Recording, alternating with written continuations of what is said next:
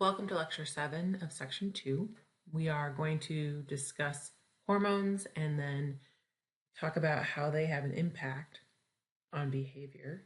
And there are a couple different ways in which they do that. So first I want you to think about what about hormones, when you think about them, what do you think? Do you immediately go to females in their menstrual cycle? Or do you go to your desire for a mate? Do you think about maybe aggression and fighting or bullying? Your sleep is driven by hormones. Even your food choices are driven by hormones. So thinking about all of these factors, that not only does our brain perceive information from the environment, but the way in which our hormones are, at what levels they're at, while we're going through a situation can influence how we perceive a situation, which is why we talk about hormones during this section. Hormones are chemicals that are secreted in one area of the body, but can affect another tissue far away in the body. So how are they different from neuropeptides? Neurotransmitters we talked about are released at the synapse and have a very small and discrete impact because it's within the synapse. Neuropeptides are released from sometimes the cell body, but also from the synapse. But it doesn't just stay there. It actually diffuses away and has a major impact on other areas of the brain. As soon as that chemical gets into the bloodstream, it becomes a hormone. It can be identical to a neurotransmitter. So epinephrine is an example. Epinephrine or norepinephrine, either one of those, can be found in the brain. Norepinephrine is used as a neurotransmitter. As soon as that neurotransmitter it gets into the bloodstream and you find it in the bloodstream, now it's a hormone. It depends on where you find it, partially. And then where does it have its impact? Hormones can have effects within minutes, but they can also last for days. And they also have a large scale effect, meaning they can influence any cell anywhere in the body that has a receptor for it. The placement of the receptors drives the type of hormone that we talk about, and there are two major classes. There are peptide hormones and there are also steroid hormones. Peptide hormones are made of proteins. Proteins do not easily get in and out of the cell membrane. Therefore, the receptors for peptide hormones are always located in or on the cell membrane. Now, steroids hormones are synthesized from cholesterol, which is a fatty substance, and it can easily get across the cell membrane. Therefore, the receptor for steroid hormones is inside the cell. So again, steroid hormones are fat soluble. They're derived from cholesterol or synthesized from cholesterol, and then the receptors are inside the cell and they can actually go in and directly impact the DNA, the expression of the DNA. Examples are gonadal hormones or sex hormones, thyroid hormone, cortisol, those types of things are all considered steroid hormones. Peptide hormones, though, are different in that they are primarily proteins. Their creation's driven by our DNA, but the hormone can't get inside to directly impact the DNA. What it does is it binds to a receptor on the cell membrane that requires a second messenger, sort of like the G-coupled protein or metabotropic receptors that we talked about in section 1. Those receptors are in the cell membrane, the hormone binds to it, and then it sends a second messenger off to impact functionality of the cell, change the DNA expression, that kind of thing. So the end result is similar. It's just how does that happen? The process is different. So examples of peptide hormones include insulin and growth hormone. So here's a quick picture. Here we have a receptor. It is transmembrane, allows and uses second messengers. Thus, this hormone right here is a what type of hormone? Hopefully you said peptide. This second one here talks about steroid hormones. They get across the cell membrane. The receptors on the inside, they bind and they go and have an impact on the DNA. So the endocrine system drives most of the hormone production in our bodies. Not all of it, but 99% of it. There are some really important endocrine glands, and those include 3 that are in the brain. The hypothalamus produces releasing hormones that impact the pituitary gland. And then the pituitary gland releases hormones that get pumped out throughout the whole body and have an impact on other areas. The other primary one in the brain is the pineal gland. The pineal gland is responsible for producing melatonin. And when we get to sleep, we'll talk about that. We'll talk a little bit about the biorhythm here today, but when we get to sleep, we'll definitely talk about melatonin. And the other 2 distal or peripheral glands that I'll definitely have you, that I really would think it's good to focus in on, are the adrenal glands. And we talk about those because they're highly connected to the stress response, which is what part 2 of this lecture is about. And then we also talk about the sex hormones. And the ovaries are responsible for producing them in females, and the testes are responsible for producing them in males. Looking at the pituitary, it's really important as we study this that you become familiar with the idea that the pituitary gland, although it hangs off the brain, this is a blow-up picture of it, you can see it here, hangs off the brain. Initially, when we first were dissecting the brain, the anatomy and physiologists who were working on it called it the pituitary gland because it was a structure that hung off and it seemed to be the same type of material. But once we started looking at it under the microscope, what was discovered when they were looking at the anterior pituitary versus the posterior pituitary is that this glandular structure of the anterior pituitary actually synthesizes, secretes, and releases the hormones it produces. And it's doing that in response to hormones that the hypothalamus produces. The posterior pituitary, being nervous tissue, actually allows for the creation of these 2 hormones, vasopressin and oxytocin, in the hypothalamus. And then they travel down these axons and they stay here and hang out. So it's really just a reservoir. And when the signal from the hypothalamus is to release, it releases them.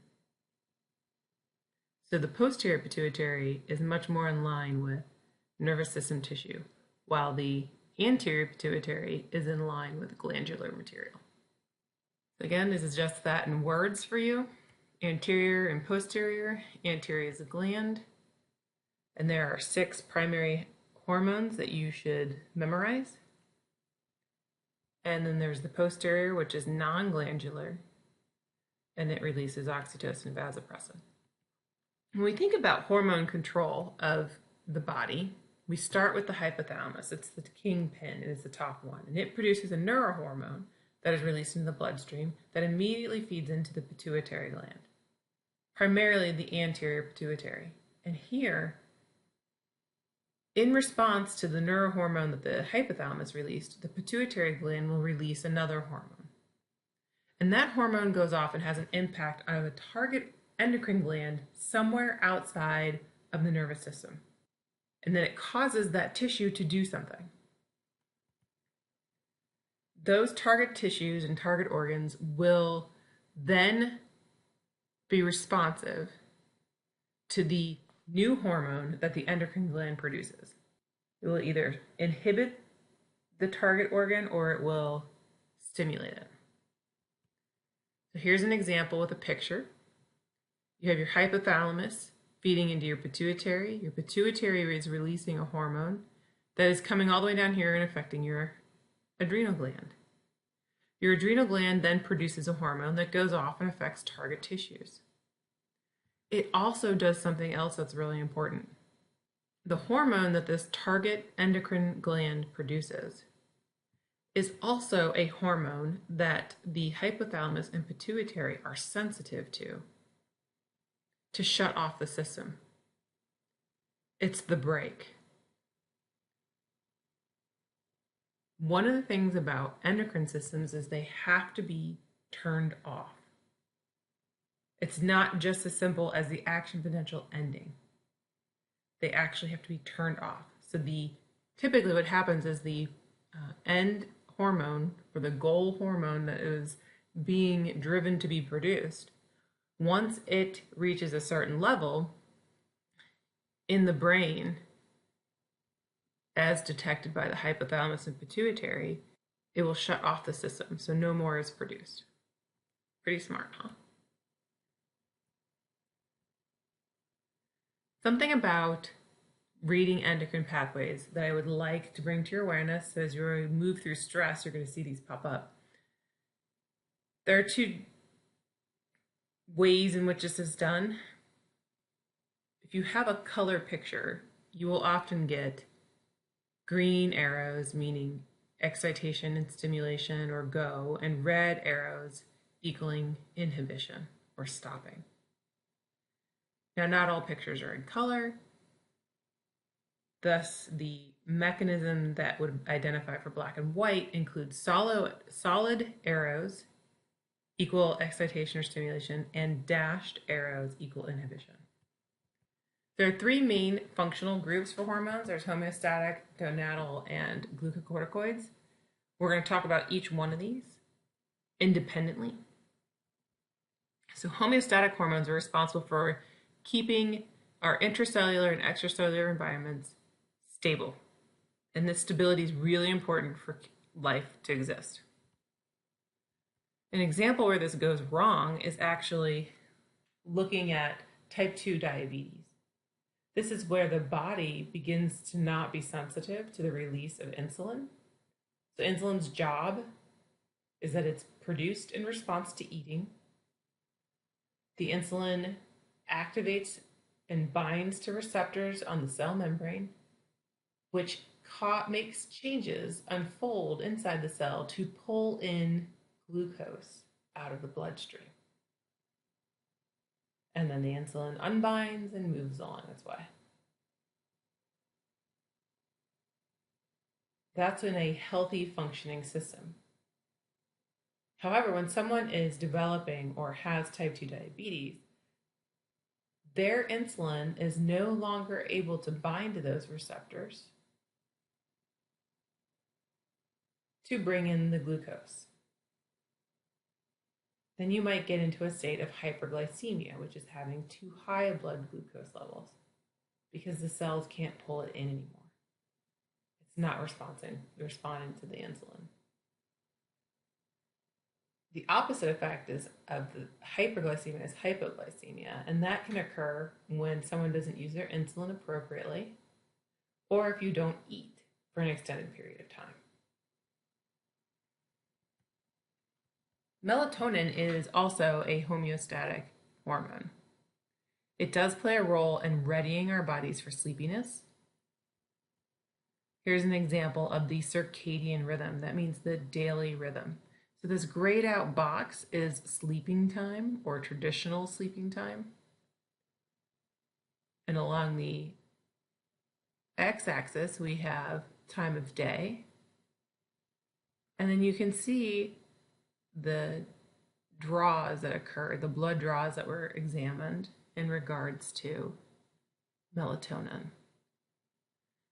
And what you may see is that in the morning when the sun is up and we're out and moving around, our plasma concentrations of melatonin are really low. It starts to go up when the sun sets. That's what this blip is here, the dim light melatonin onset.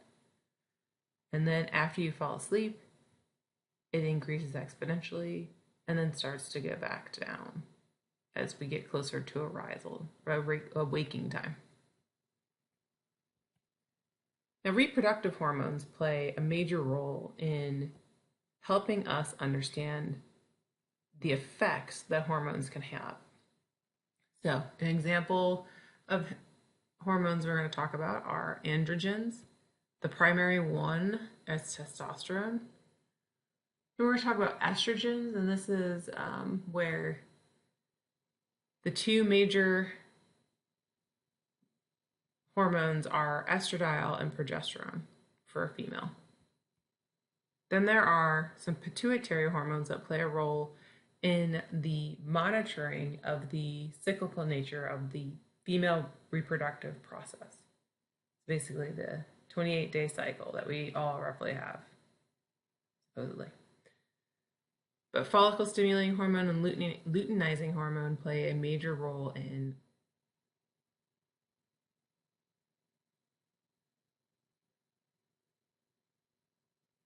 the menstrual cycle, which we don't spend a ton of time on in this class.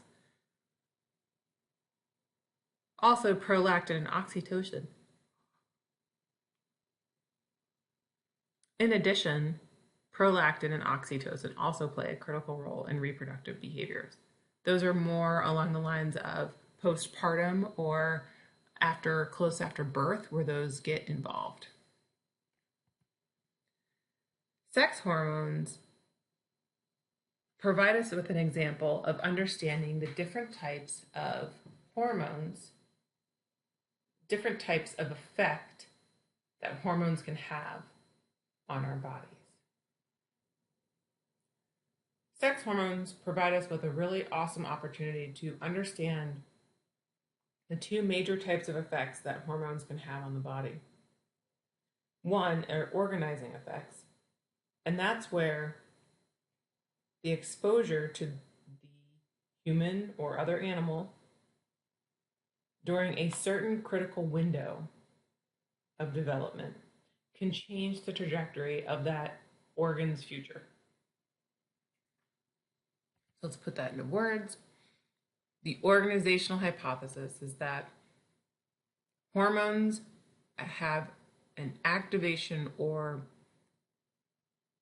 have the long-term effect of altering the development of a specific tissue.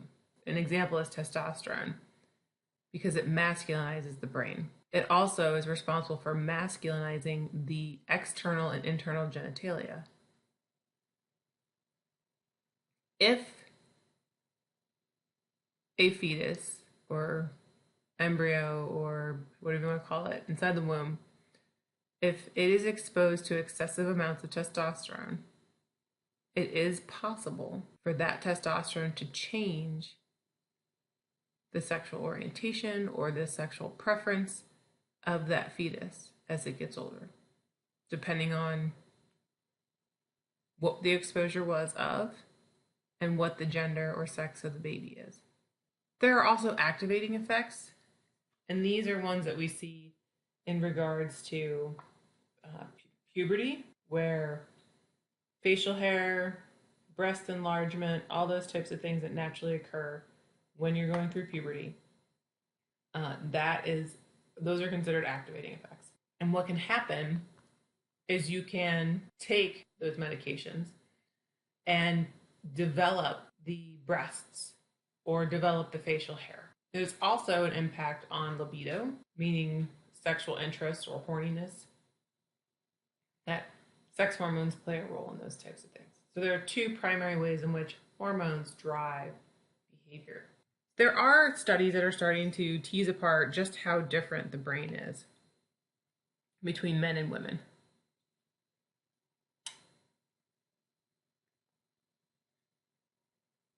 Unfortunately for the science, I really think